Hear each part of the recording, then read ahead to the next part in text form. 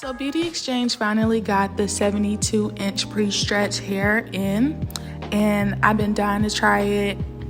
It was only about, I think, $8, and look how it compares to the other one. It's pretty long. Now this is me all happy swinging it around before I knew it would fuck me up.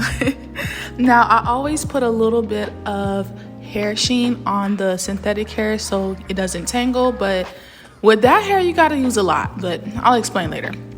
Anyways, I was running out of lock-in gel, so I tried this edge booster. The girl at the beauty supply store told me it was good. I didn't like the smell. The hold is actually okay, but nothing beats lock-in gel. Like, nothing beats it. But anyways, I'm pre-parting her hair. I'm braiding her up. The hair was okay. Like, once you get it untangled and everything, because I constantly had to keep untangling it, it's okay, and it can help you go faster, but y'all, it tangled so bad. It tangled so bad, but I love how her braids came out. Super pretty, but we be cutting up.